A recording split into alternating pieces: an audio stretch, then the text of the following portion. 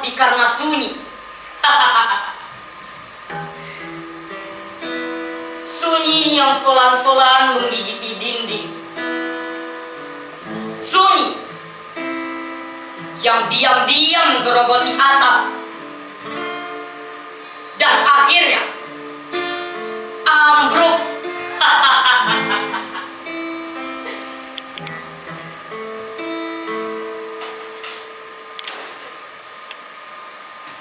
Dulu surau ini hidup.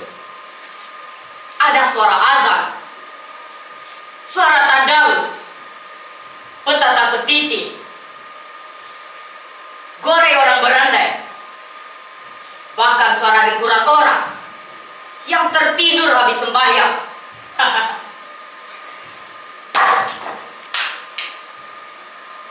Sekarang yang ada hanya bunyi tikus dan angin malam. Kalian tahu siapa yang paling rajin di surau ini dulu? Si kakek. Yang tiap malam tahajud, tiap siang puasa, wajahnya kusut, bajunya kumal, tapi katanya hatinya bersih.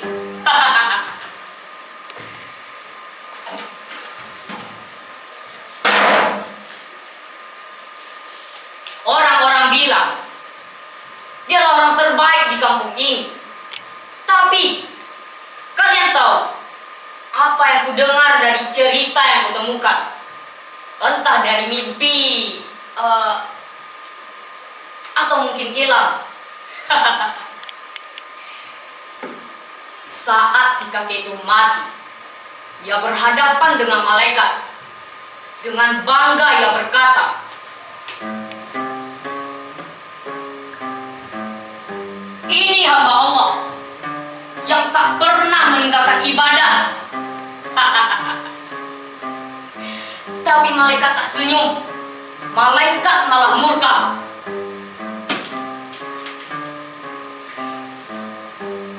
Kau hidup di dunia hanya memikirkan surga.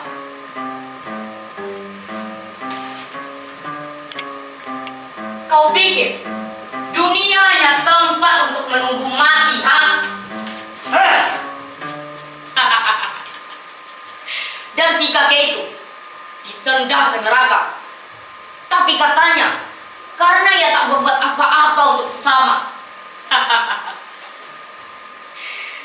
Lucu ya, orang yang paling taat beribadah justru masuk neraka. Sementara kita yang kadang lupa witir, suka gosip, suka ngutang di warung, masih punya kesempatan asal peduli antara sesama. Aku ceritakan kisah itu bukan untuk menghina, tapi supaya orang mau berpikir, supaya kita sadar Tuhan tak hanya duduk di atas sajadah. Tuhan juga berjalan di antara sawah, pasar, polu petani, di mana jiwa sosial itu harus ada. Tapi apa yang kudapat?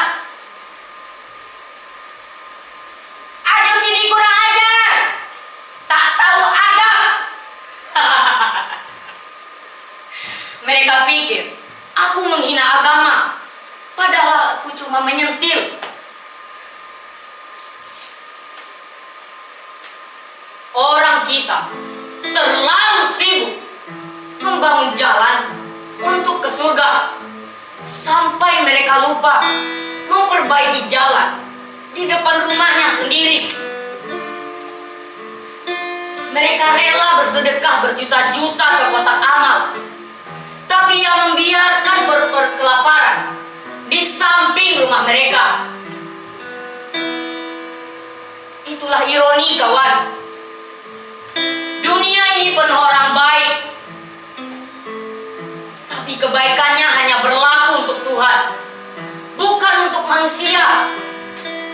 Sementara dalam Al-Quran sudah dijelaskan bahwa kita harus menjaga hubungan kepada Allah manusia. Hablum minallah wa hablum minannas. Kalian tahu,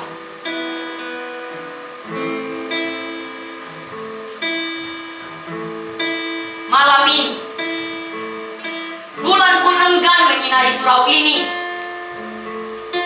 Mungkin bulan juga malu karena dia pernah menyaksikan doa-doa dari tempat ini. Tapi sekarang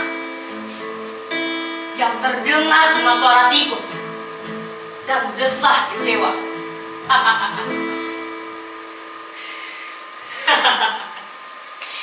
Kata orang, aku ini tukang cerita, tapi sesungguhnya aku ini cermin. Apa yang kusampaikan hanyalah pantulan dari kalian sendiri. Marah? Mungkin karena yang kusindir terlalu dekat denganmu. Mungkin karena diam-diam kau tahu aku benar. Kalian ingin jadi ahli surga? Silahkan.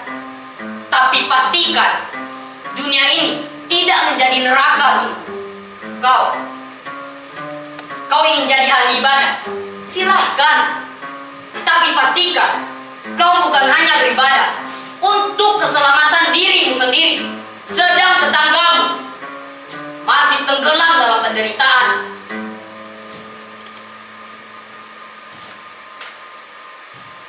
Aku pernah bertanya pada anak kecil di kampung ini, kalau kalian meninggal, kalian pilih surga atau neraka? Dia bilang, surga om. Kenapa?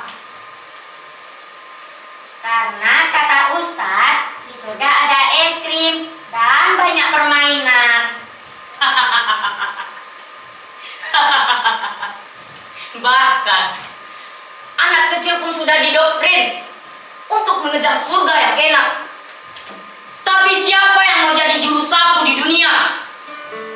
Siapa yang mau perbaiki got, angkut sampah, jaga panti jompo? Tidak banyak. Karena kita lebih suka ibadah yang indah daripada kerja yang lelah. Kalian tahu, mungkin si kakek itu bukan orang jahat, tapi karena ia terlalu sibuk memikirkan dirinya sendiri. Ia lupa, mungkin Tuhan tak hanya sedang mencari siapa yang paling suci, tapi juga siapa yang paling peduli.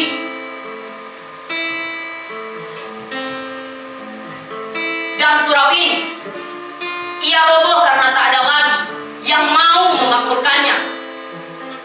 Bukan hanya sholat, tapi juga kebaikan, kejujuran, dan kepedulian antar sesama.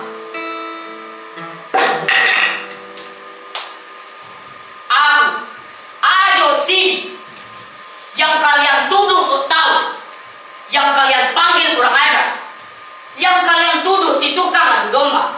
Tapi selama dunia masih pura-pura suci, selama manusia berpakaian putih tapi hatinya hitam, selama kotak amal lebih penting dari perut tetangga, aku akan terus bicara dengan sindir, dengan kata-kata, bahkan dengan cimee. Karena dia adalah dosa yang tak bisa ditobatkan.